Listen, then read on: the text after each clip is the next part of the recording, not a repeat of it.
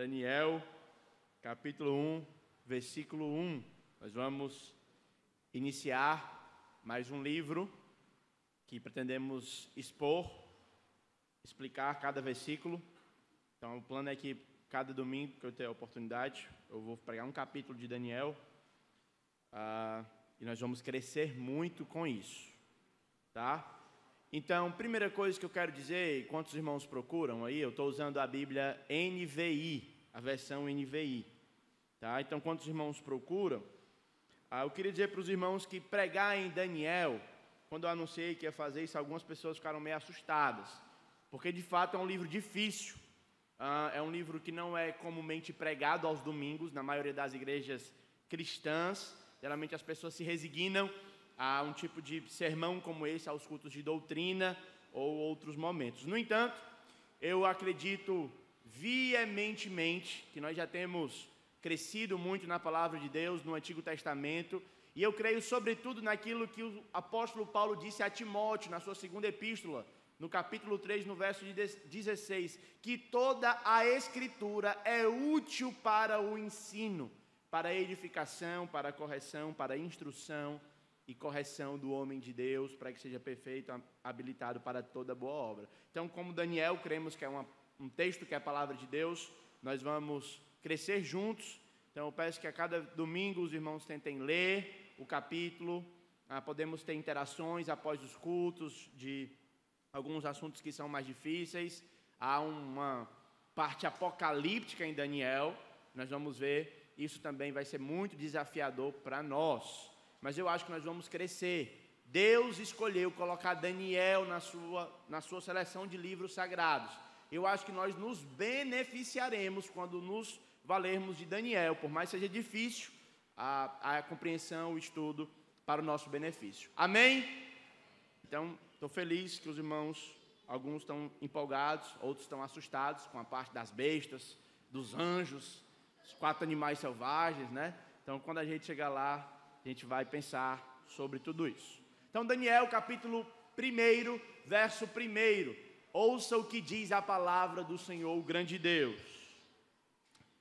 No 3º ano do reinado de Jeoaquim, rei de Judá, Nabucodonosor, rei da Babilônia, veio a Jerusalém e a sitiou. E o Senhor entregou Jeoaquim, rei de Judá, nas suas mãos, e também alguns dos utensílios do templo de Deus.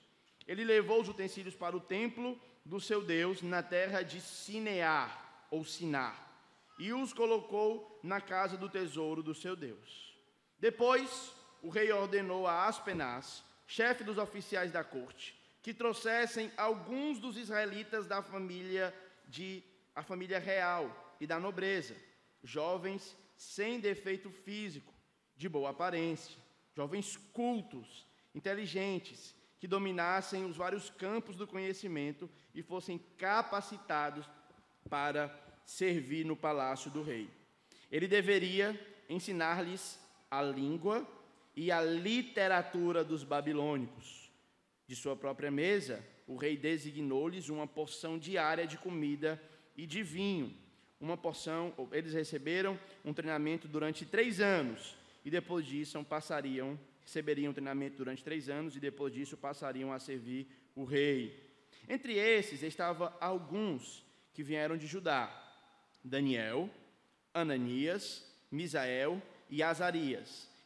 O chefe dos oficiais deu-lhes novos nomes. A Daniel deu o nome de Beltesazar, a Ananias deu o nome de Sadraque, a Misael deu o nome de Mesaque, e a Azarias o chamou de Abednego. Daniel, contudo, decidiu não se tornar impuro com a comida e com o vinho do rei, e pediu ao chefe dos oficiais permissão para se abster deles. E Deus fez com que o homem fosse bondoso para com Daniel e tivesse a simpatia por ele. Apesar disso, ele disse a Daniel: tenho medo do rei, o meu senhor, que determinou a comida e a bebida de vocês, e se ele os achar menos saudáveis que os outros jovens da mesma idade, o rei poderia pedir a minha cabeça por causa de vocês. Daniel disse então ao homem que chefiava os oficiais, e estava encarregado de cuidar deles: de Ananias, Misael e Azarias, o seguinte: peço-lhe que façam uma experiência com os seus servos durante 10 dias. Não nos dê nada além de vegetais para comer e água para beber. Depois compare a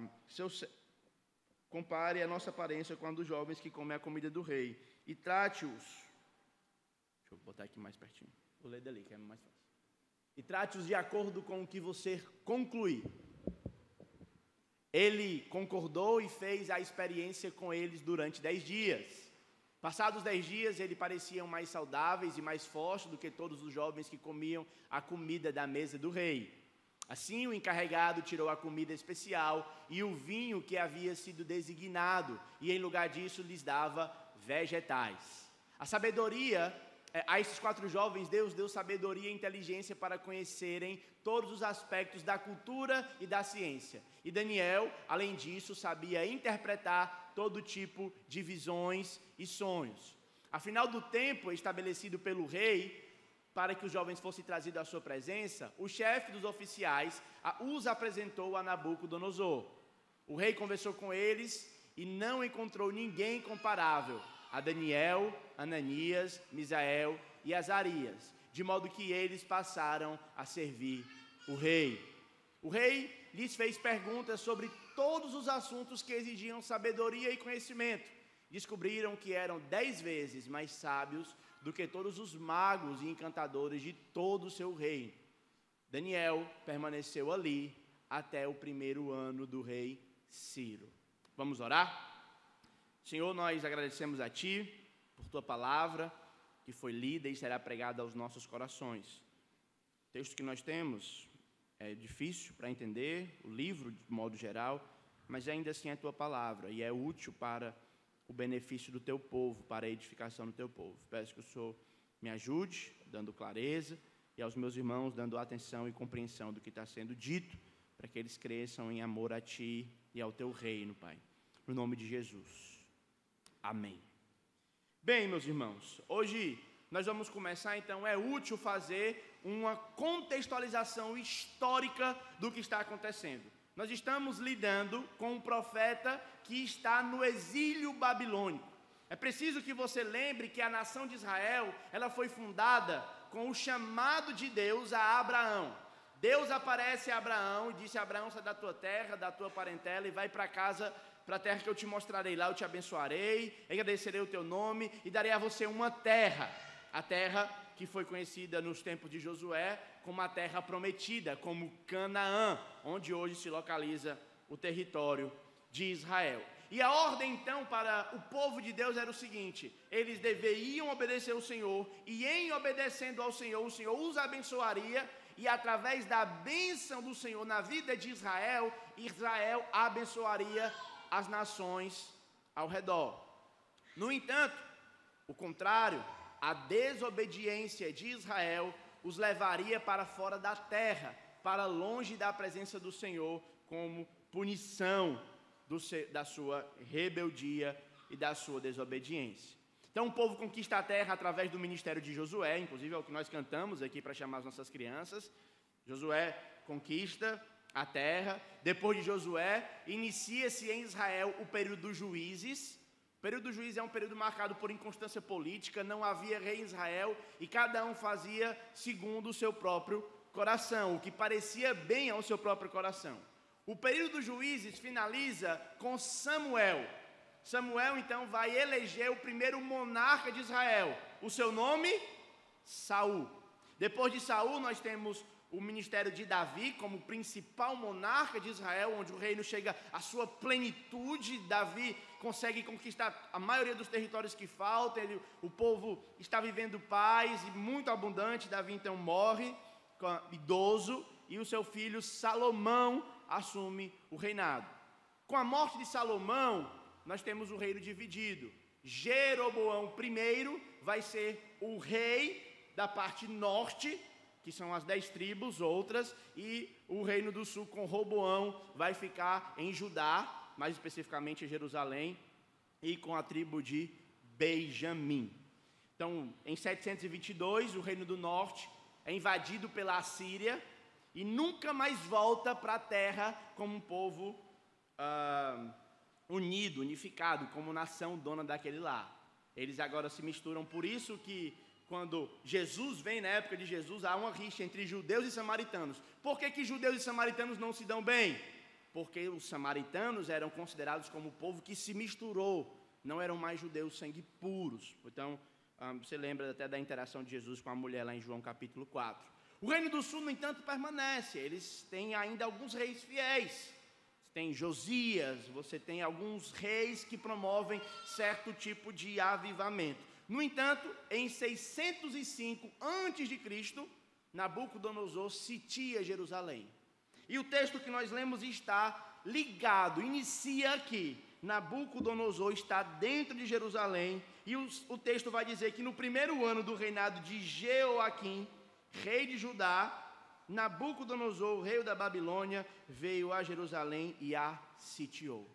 A estratégia de Nabucodonosor era a seguinte: ele cercava os muros de Jerusalém, ninguém entrava e ninguém saía, para que não houvesse mantimentos. E Jeremias está vivendo isso, e o profeta clama para mostrar a dor que existe no meio do povo.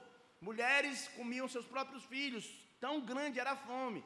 Os noivos não se alegravam, havia muita tristeza em Israel. Então, o povo sucumbe ao poder de Nabucodonosor. Mas o verso 2 vai dizer que é o Senhor quem está por trás da vitória de Nabucodonosor.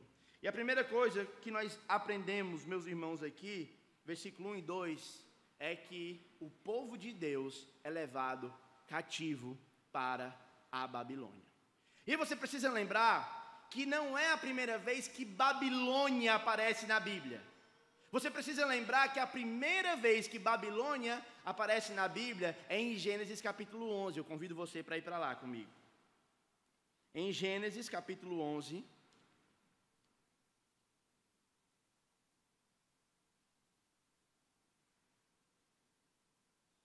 diz o seguinte: no mundo todo, havia apenas uma língua, um só modo de falar. Saindo os homens do Oriente, encontraram uma planície aonde? Em Sinear, ou algumas versões, em Sinar. Observe então que é a mesma cidade que Nabucodonosor leva os utensílios do templo. E então eles construíram o que nós chamamos de Torre de Babel. E a consequência da Torre de Babel é a variedade de línguas que nós temos hoje. Algumas pessoas tentam explicar a multiplicidade de línguas do nosso mundo por conta de questões geográficas, por distanciamento, mas o que Deus diz em sua palavra, que nós temos que, eu pessoalmente, tenho que lutar para aprender declinação no latim por causa do pessoal de Babel, né? Porque o pessoal aí morre para aprender o verbo to be, é por causa de Babel. Eles aparecem desde a sua primeira aparição, em todas as outras aparições na Bíblia, como um povo rebelde a Deus. Inclusive no livro do Apocalipse, o sistema de mundo que governa quando o anticristo vier é chamado de a grande. Tanto é que nos eventos do fim, diz o profeta, caiu Babilônia, para celebrar a vitória do Cordeiro. Babilônia, nesse aspecto, é um exemplo aqui de nação rebelde contra Deus. Tá, o que é que isso tem a ver com a gente? Eu me sinto livre, eu como um cristão, estou morando em Fortaleza, eu posso cultuar a Deus, nós estamos usando uma caixa de som, e eu não me sinto nem um pouco cativo. Mas é aí onde nós aprendemos a pensar que a Babilônia, na nossa época, ela não aparece de forma militar. A Babilônia, em nossa época, ela aparece de uma forma muito mais sutil. E o cativeiro que nós somos arrastados, não é um cativeiro que traz dor física, mas é um cativeiro cuja cela está aberta. Alguém falou que a maneira mais eficaz de manter alguém preso não é trancando e agredindo e escravizando. Mas a maneira mais eficaz de manter alguém preso é abrindo a cela e dando-lhe uma cela confortável. Porque o melhor de todos os cativeiros não é aquele que escraviza, mas é aquele que traz conforto. Talvez na nossa época, Babilônia não aparece nos chicoteando. Talvez Babilônia em nossa época não aparece sitiando os nossos lares. Talvez Babilônia em nossas épocas aparecem de forma muito confortável, tentando nos trazer prazer, riqueza e conforto para nos esquecer de olharmos para Jerusalém. Observe a estratégia política de Nabucodonosor. Verso 3 ao verso 7, ele vai dizer como é que ele trabalha, como é que ele é um guerreiro militar muito sábio. Olha o que é que ele diz no verso 3. Depois que ele levou o povo cativo, que ele levou os utensílios da casa de Deus, o rei deu ordem a Aspenaz, chefe dos oficiais da corte, que trouxessem alguns dos israelitas da família real e da nobreza, jovens sem defeito físico, de boa aparência, jovens cultos, jovens inteligentes que dominassem os vários campos do conhecimento e fossem capacitados para servir no palácio do rei. Ele deveria ensinar-lhes a língua e a literatura dos babilônios. Da sua própria mesa, o rei designou-lhes uma porção diária de comida e vinho. E eles receberiam um treinamento durante quantos anos? E depois disso passariam a servir o rei. Aqui, Nabucodonosor vai abrir a UFB, Universidade Federal da Babilônia. Babilônia é uma pátria educadora. Você já ouviu isso? Olha como é interessante. E a finalidade da educação em Babilônia visa roubar a identidade dos israelitas. Eles estão trabalhando primeiramente para isolar o povo. Eles tiram os jovens mais proeminentes, eles tiram os jovens mais capazes de Israel, eles tiram aqueles que são... Veja, Nabucodonosor não vai atrás dos sacerdotes. Veja que Nabucodonosor não vai atrás dos anciãos. Veja que a estratégia militar de Nabucodonosor são os jovens. Porque os jovens... Porque ainda não há solidez, não há sistemas de pensamento formados, ainda são, como dizem alguns, uma tábula rasa, ainda são um quadro branco que podem ser moldados de acordo com o pensamento de Babilônia. Muito interessante. Tem um grego, os gregos não eram bom de guerra, né? Os romanos o eram, mas é interessante que eles dizem o seguinte: quem ganhou a guerra entre gregos e romanos? A história vai dizer que foram os romanos. Por quê? Porque os exércitos deles foram campeão. Eles subjugaram. Só que os gregos vão dizer assim, ó: vocês subjugaram nossos corpos, nós subjugamos as suas mentes. Tanto é que qual é a língua que se fala em Roma quando Jesus vem? É o grego. Eles não eram bons soldados, bons guerreiros, mas eles eram intelectuais. E por acharem que estavam sendo subjugados, né, nessa época que tem o pai da Gogos, que era o acadêmico da época, que era escravo dos romanos. Os romanos, quem manda aqui é nós. Mas os gregos, eles dominaram a mente. Observe, meus irmãos, que Babilônia não está preocupada em lhe causar dor. Babilônia da nossa época está preocupada em lhe construir uma visão de mundo contrária a de Deus, em roubar de você a sua identidade. Observe o que é que eles vão trabalhar. Eles deveriam primeiro aprender a cultura, depois deveriam seguir a dieta da Babilônia e depois deveriam mudar os seus nomes. Agora, Daniel é chamado de Beltesazar. Ele agora tem um nome social. Isso, talvez você não tenha o impacto que é isso para um israelita. Primeiro você precisa lembrar que o nome é algo muito importante para um judeu, certo? Toda vida que alguém é nomeado na Bíblia, o nome diz respeito àquilo que a pessoa faz. Quando o anjo aparece para Maria, ele explica quem é aquele que está no ventre dela, dizendo: ele será chamado de Jesus. Por quê? Salvará os povos do seu pecado. É como se Daniel fosse chamado de Iemanjá, Tranca-Rua, Zé Pilintra. Esses nomes aí que nem é nome de demônio mesmo, que a Bíblia só chama de nome sujo. Mas a influência animista e mística do povo de Deus começou a nomear demônios. Era como se o seu filho fosse matriculado na UFB, e quando chegasse lá, no número da matrícula desse para ele não se chamará mais Mateus, agora chamará Tranca-Rua. É isso que está acontecendo, é um nome de um deus pagão.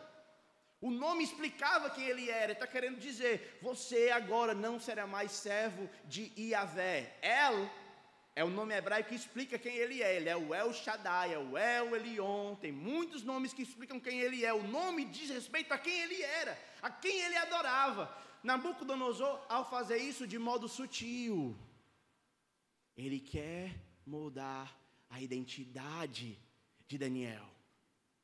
Ele quer fazer com que Daniel esqueça a sua língua, porque uma língua é a identidade do seu povo. Toda vida que nós aprendemos uma nova forma de falar, uma nova língua, nós aprendemos uma nova forma de ver o mundo. Os chineses, por exemplo, não conjugam o verbo no passado. Tem um filme chamado, esqueci o nome do filme, aquele que os alienígenas invadem e traz uma língua. Os meninos já assistiram. Vou lembrar. A Chegada, Arrival. Aquilo ali é explicação disso. Aprender uma nova língua, você aprende uma nova forma de enxergar o mundo, e é isso que eles estão fazendo. Estão querendo roubar uma língua toda, a língua que Deus falou, o hebraico. Vocês não falam mais aqui hebraico é proibido. Eles vão aprender a cultura, os padrões, os ritos de passagem, as formas de celebrar. Eles vão aprender a forma de se vestir. Vejam que eles não estão proibindo a adoração aqui. Eles estão querendo mudar. E eu queria que os irmãos estivessem muito atentos para o que eu vou falar, porque Babilônia ainda está atuando hoje. E um dos maiores mecanismos de atuação da Babilônia é a educação, meus irmãos. Vocês que têm filhos matriculados na escola, vocês precisam ser conscientes da influência do sistema, do mundo sobre hoje. O mundo vai dizer, por exemplo: não, você está falando de religião, nós não somos religiosos porque a ciência é neutra. Não é. Eu trabalhei em vários espaços como um professor de língua portuguesa. E vários manuais que eu pegava, quando eu ia dar aula sobre o aparelho fonador, dizia que o homem foi formado do macaco. Isso é religião. Eles estão doutrinando por dizer que não há esfera religiosa lá. Então, várias vezes eu mandei os alunos abrirem a página, pegar uma caneta, risca de um X de uma ponta a outra, e eu vou trazer Gênesis 1 para vocês lerem, para vocês entenderem como é que o aparelho fonador foi escrito. É Deus que criou. E nós precisamos entender que é sutil. História. Quantas aulas de história disseram que Martinho Lutero reformou a igreja porque queria se casar? Veja, meus irmãos, o que eu quero dizer para você é que não existe ensino neutro de pressupostos religiosos. Nosso sistema educacional é construído sobre o que eles chamam de BNCC, Base Nacional Curricular Comum, que é construída por pessoas que enxergam o mundo à revelia de Deus. Eu não estou dizendo que você não deve ir. Os jovens foram para a Babilônia. Eles se matricularam na UFB. Eles estavam no RU, eles comiam no RU da UFB. No entanto, eles eram conscientes das influências da UFB na vida deles e guardaram o coração para serem fiéis a Deus em tempo da Babilônia. Olhe, meus irmãos, se você tem filho matriculado na escola, se você está na universidade, se você está exposto a todo e qualquer ambiente de ensino, saiba que todo o ambiente de ensino, ele demanda do pressuposto de quem o faz. Certo? Toda verdade é uma verdade de Deus. Estou querendo dizer que só crente acerta. Mas eu quero dizer para você que não existe ensino neutro. Não existe essa ideia de que o ensino é neutro. A física, Se você ler os manuais que vão ensinar seu filho, eles vão ser todos contrários. E por ser contrário a Deus, eles são maus, porque não dão conta da história. O ponto é, se nós olharmos a história, a ciência, todas as matérias, da perspectiva de Deus, é Deus quem sabe o que é o certo. A boa ciência vai chegar às mesmas conclusões que Deus chegou em sua palavra. O Criador de tudo, o onisciente, é incapaz de errar e se comunica por sua palavra. Babilônia está atuando nos nossos meios através da educação. Então, se você é pai, se você é mãe, eu convido você a desenvolver uma postura ativa, acompanhando academicamente o seu filho. Não somente corrigindo a tarefa que ele faz, não somente olhando se ele acertou lá no gabarito, mas conferindo o conteúdo, orando. Tem um doutor chamado Van Groningen, ele chegou em casa e estava tendo aula sobre biologia, e o seu professor defendeu a teoria darwiniana. O seu pai era um catador de feno, e ele ficou preocupado. Então ele mudou do lugar onde ele morava a 400 quilômetros, somente para encontrar uma escola que pudesse ensinar a verdade, porque ele valorizava o ensino do filho.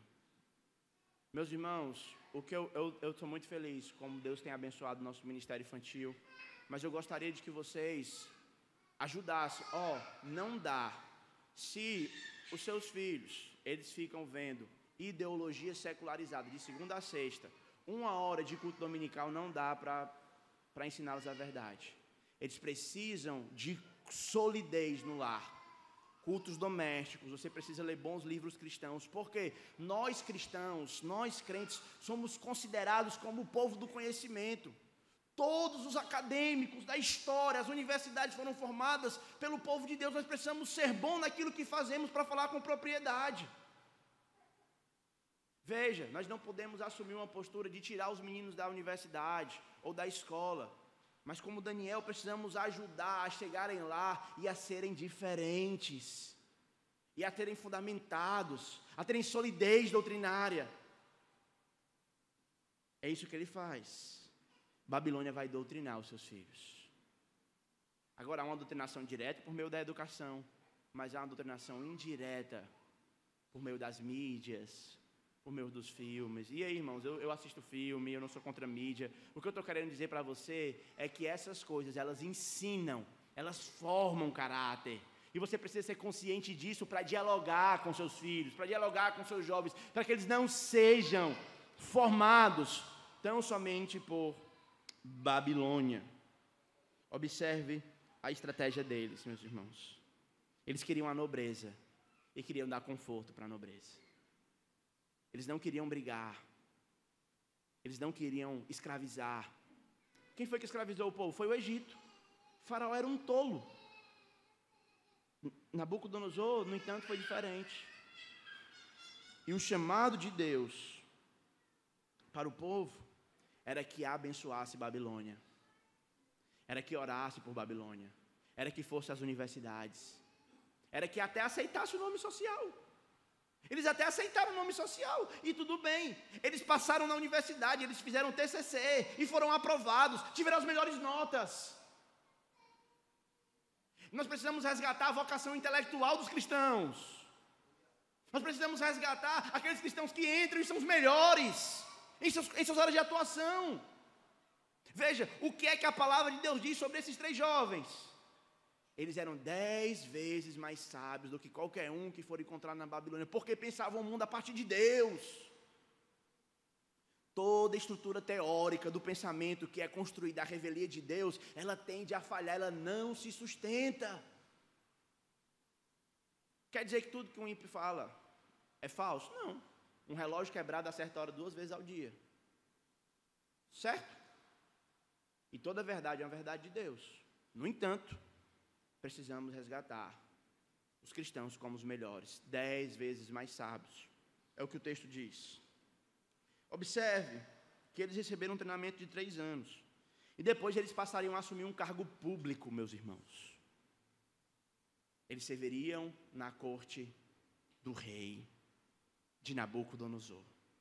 E lá eles poderiam abençoar. Lá eles poderiam ajudar Nabucodonosor a trazer justiça para os pobres. Eles podiam trazer as leis de Israel para abençoar o povo. Mas observe, entre esses, verso 6, estavam alguns que vieram de Judá: Daniel, Ananias, Misael e Azarias. O chefe dos oficiais lhe deu um novo nome, Beltesazar, era um deus pagão, né? Ananias, Sadraque, nós não sabemos o que é que significa Sadraque, nem Mesaque. Abednego a gente sabe, que é o servo do deus Nebo, né? É como estou falando, é como se o nome dele fosse Zé Pilintra, Tranca-Rua. Qual o nome dos outros? É só um teste, para ver quem sabe, viu? Qual é? Pomba Gira. Qual o outro? Exu Caveira. Vocês estão assim, mas na época era pior, porque a nossa cultura, o nome nem é importante. Na nossa cultura nós escolhemos nome por estética. Em Israel não. Eles escolhiam um nome por devoção. Aí, Daniel não quis a comida. Daniel não quis, inclusive alguns veganos vão dizer que aqui é a base bíblica para o veganismo, né? Não quis a comida. Por que eles não quiseram a comida? Primeiro, havia um calendário religioso, uma dieta religiosa, um cardápio religioso. E além do mais, a comida possivelmente era oferecida aos ídolos. E eles queriam então se livrar disso, queriam manter-se puros e queriam honrar a Deus. Observe, vejam como eles são sábios. O crente tolo, ele vai chegar e é o seguinte: vou matricular em, o pessoal dizia, né, filosofia.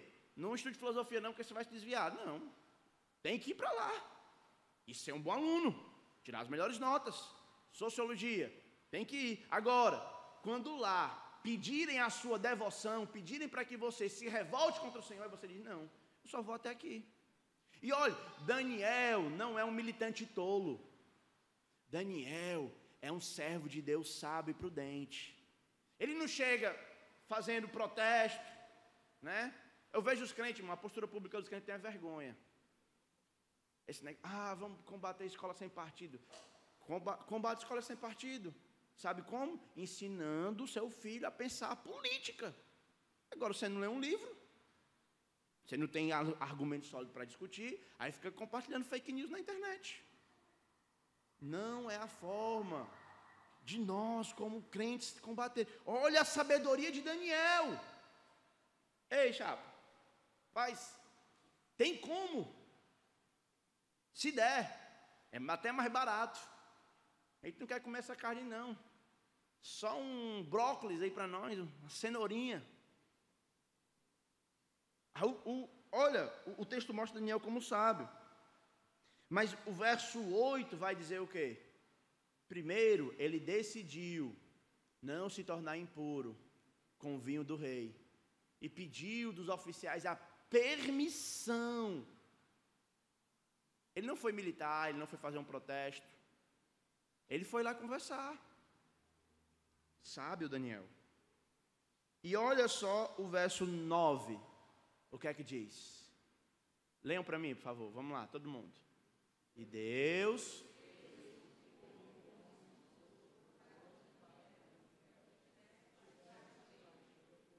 Aqui nós aprendemos que Deus não quer que nós sejamos tolos. Deus abençoa os passos prudentes dos seus servos vivendo na Babilônia. Deus abençoa o relacionamento compassivo que nós aprendemos a ter com os nossos opositores, com os nossos algozes. E no final das contas é Daniel que está caminhando, mas é Deus quem está agindo através de Daniel. É a mão providente de Deus. A gente vai ver que o personagem principal desse livro não é Daniel, é o próprio Senhor. É Ele que permite Nabucodonosor levar, é Ele que traz Daniel, é Ele que abençoa Daniel, é Ele que dá sabedoria a Daniel. É Deus, no final das contas, quem faz tudo, porque o Deus soberano, Ele reina graciosamente sobre aqueles que decidem se manter fiel sobre o cativeiro babilônico. Ao verso 10 vai dizer: apesar disso, ele disse a Daniel: qual tem o medo do rei? O meu senhor. Ele determinou a comida e a bebida de vocês. E se ele os achar menos saudáveis do que os outros jovens da mesma idade, o rei poderia pedir a minha cabeça por causa de vocês. Nós estamos vivendo uma sociedade ditatorial. Quem aqui já leu 1984, do George Orwell? Alguém já leu? 1984. É 84? Acho que é, né? É alguma coisa 4, eu esqueci. Eu até 84, é isso mesmo. Eu até estava vendo alguém dizendo, gente, ali é uma distopia, é um alerta, não é uma cartilha, tá? Ele está escrevendo como funciona uma sociedade ditatorial, onde o principal crime a se cometer é o crime ideia, pensar contrário o partido. O principal crime é o pensamento livre, a liberdade de expressão. Daniel se expressa livremente, ele conversa, aos limites aqui, mas acontece. E aí Daniel, ele vai persuadir, ele é sábio, ele sabe ter relações interpessoais. Mais uma vez, Daniel, mesmo na Babilônia, ele não é consumido por tolice, por paixão simples, ingênua. Ele argumenta, ele desenvolve o seu pensamento. E olha o que ele vai dizer. Mas é o seguinte, pede aí 10 dias, uma experiência, e não nos dê nada além de vegetais para comer e somente água para beber. E aí depois compare a nossa aparência com a dos jovens, que comem a comida do rei, e trate os seus servos de acordo com o que você concluir. Na Babilônia, Daniel acreditava em Deus. E ele pensava em Deus. Ele não se desviava do Senhor. Certo? Lembre-se disso. Você que vai ter filho em breve na faculdade. A faculdade não precisa ser uma experiência traumática, nem um ambiente hostil para aqueles que vão passar por ela. O cristão não precisa ficar assim, eu vou estudar só para passar, só para ter um diploma, ou não vou me posicionar porque vou ser perseguido. Veja, Daniel está fazendo tudo isso, ele está se posicionando, mas ele não é tolo. E a principal causa da sabedoria é porque ele teme ao Senhor, porque o temor ao Senhor é o princípio da sabedoria. Então o texto segue, e ele concordou, e fez a experiência durante 10 dias. Passados 10 dias, eles pareciam mais saudáveis e mais fortes do que todos os jovens que comiam a comida à mesa do rei. Assim o encarregado tirou a comida especial e o vinho que havia sido designado. Então, no verso 17, nós caminhando para o final, nós vemos a bênção de Deus, a fidelidade. Deus abençoe. Nós vamos ver que Daniel, ele é como se fosse um escalonamento de José. É muito comum, se você ler José e Daniel, você vai perceber relações de similaridade. Onde é que José estava? No Egito. Qual foi o dom que Deus deu a Daniel para colocar ele em uma posição privilegiada? Qual é o dom que Daniel vai receber do Senhor? Onde é que José vai atuar no Egito? José vai plantar uma sinagoga no Egito? Ele vai fazer o quê? Ele vai servir a Deus como um servidor público, como um político. Aí vem a ideia, não, mas político não. Política é coisa do cão. Né? Então, há muita coisa para pensar sobre a relação igreja-política, nem me interessa tanto por esse assunto, mas só para mencionar. Mas para dizer que não é do cão, tá? Longe disso. Política é a arte do bem comum.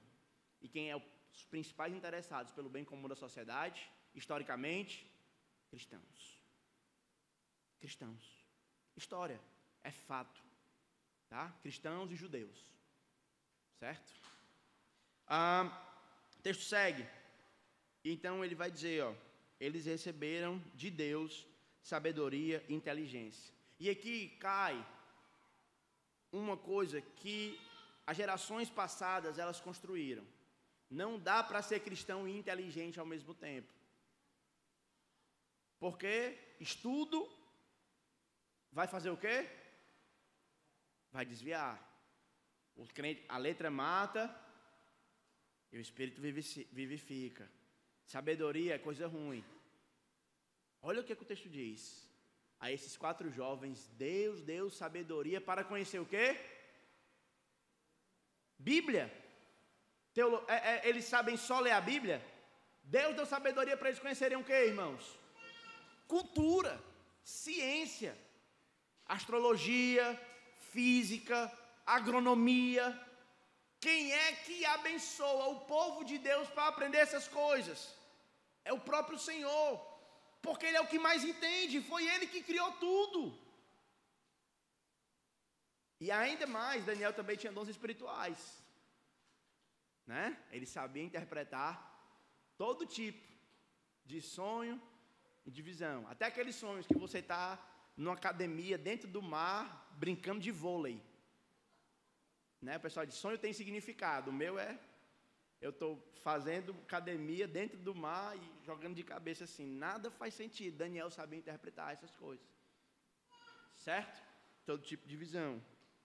O texto segue. Verso 18. Aqui nós temos a banca de TCC deles. Eles agora vão finalizar o curso, passaram os 3 anos estudando, receberam sabedoria. E agora, o que é que? Eles vão para a banca. E quem é o professor que vai avaliar? Nabucodonosor. Então, às vezes a gente vai nervoso, né, para levar um não. Eles aqui poderiam ser mortos. Cabeça cortada. O texto já disse. Aspenaz falou isso. Mas eles foram à presença, né, de Nabucodonosor. O verso 19 vai dizer então que eles foram sabatinados. O rei, olhe isso, irmãos. O rei conversou com eles. A ideia é que o rei os arguiu. O rei os perguntou: pai, como é que chove? Pai, sim. Como é que cria uma rede lá de TI? Ele é assim. Não tinha, né? Que eu estou, obviamente, trazendo conexões à nossa época. Você conhece os principais pensadores da administração? Conheço. Do direito? É esse. Agronomia? Assim. Como é que mata mosquito? Desse jeito. Aí tem esse bicho aí sabido mesmo, viu? Valeu a pena. Eles não pegaram somente a bolsa de estudos para ficar estudando assuntos sem futuro. Então, nosso país investiu rios de dinheiro no programa Turismo Sem Fronteiras. Eu sempre confundo. É Ciência Sem Fronteiras. E as métricas educacionais, os teóricos que avaliam isso, eles percebem que houve pouco retorno. Por quê? Porque o povo não sabe estudar. E aí o que é que eles queriam? O que é que nós deveríamos fazer? Termos crentes para fazerem contribuições boas, avançarem a ciência nas suas áreas e assim glorificarem a Deus. Como fez Blaise Pascal, como fez Isaac Newton, como fez tantos outros cristãos ao longo da história. Eles eram mais sábios do que todos de sua época. Isso é muito legal. Muito legal. E o verso termina, o texto termina, dizendo que Daniel permaneceu ali até o 1º ano do rei Ciro. Ou seja, 70 anos de serviço público. 70 anos na Babilônia. 70 anos abençoando o povo de Deus fora de ambientes eclesiásticos. 70 anos vivendo uma vocação para além da vocação que nós muitas vezes espiritualizamos. Porque qual é o trabalho mais santo? É o trabalho do pastor que prega. Mas o professor não é tão santo. O sapateiro não é tão santo. O engraxate não é tão santo. Mas aqui nós estamos vendo que Daniel é uma bênção como um estadista. Porque ele não criou uma dicotomia entre sagrado e secular. Qual é o trabalho sagrado na cabeça de todo mundo? É orar, ler a Bíblia. Ou quando a gente diz assim, leve Deus para o seu ambiente de trabalho, o que é que você pensa em fazer? Vou abrir um estudo bíblico na hora do almoço. Se você fizer, uma bênção. Mas não é somente isso que Deus está pensando. Faça um bom trabalho. Produza boa ciência, atenda bem os seus clientes, venda por um preço justo, seja o melhor, atenda bem. Por quê? É assim que o povo de Deus, os puritanos, século XVIII, alguém dizia assim, eu vou comprar uma cadeira puritana. Como é que eu sei que essa cadeira foi construída pelo puritano? Quando eu olho o acabamento. Eles eram perfeccionistas, porque glorificavam a Deus. Embaixo, onde ninguém via, eles escreviam assim, santidade ao Senhor, porque eu estou trabalhando para servir a Deus. Você é motorista? Eu nem sei os empregos aqui, da área de TI, você é farmacêutico, apresentador, vou olhando aqui, vou lembrando das profissões, psicólogos, empresário, engenheiro, advogado do lar, faz bolo. Irmãos, podemos glorificar a Deus pelo bolo da Aldenir? Amém. Confeiteira, me perdoe. Irmãos, a gente precisa fazer isso.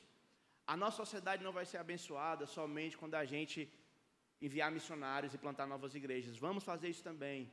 Mas o reino de Deus avança quando nós entramos nos espaços sociais e trabalhamos o melhor que a gente pode para glorificar a Deus. Amém?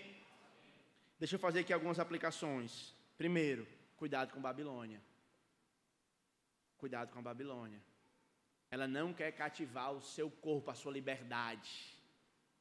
Ela quer levar cativo o seu pensamento. Lembre-se disso. Segundo, lembre-se que é Deus, o Senhor soberano, que guia Daniel. No final das contas, é Deus quem está trabalhando na nossa vida, através disso. Tá bom? E a terceira e última coisa, lembre-se que como Daniel, nós também não estamos em casa. Como Daniel, nós também não estamos em casa. Como Daniel, nós também somos peregrinos. Estamos exilados aqui nessa terra. Mas como Daniel, também houve um maior, que saiu da sua casa. Esse não saiu porque foi levado, foi tirado. Ele saiu porque quis. Deixou o seu trono de majestade e glória. E não julgou como usurpação o ser igual a Deus, antes a si mesmo se esvaziou. E como exilado, ele perseguia cidades e povoados, curando nas sinagogas, pregando o evangelho do reino, abençoando toda a sociedade. Mas mais do que Daniel, ele foi fiel. Daniel foi para a cova dos leões, vocês lembram, nós vamos chegar lá na cova dos leões. Mas Daniel foi livrado. Esse outro exilado não foi livrado. Ele não foi à cova dos leões, mas ele foi uma cruz. E naquela cruz ele foi despedaçado. E se formos estabelecer uma analogia com Daniel, os leões que os mataram, éramos eu e você. E ele não permaneceu morto, meus irmãos. Como exilado, ele retornou da morte.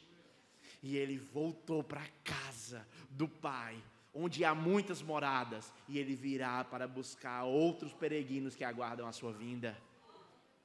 Eu queria convidar você nessa noite a lembrar de Cristo, como exemplo perfeito de fidelidade em ambientes hostis ao Senhor. Vamos orar?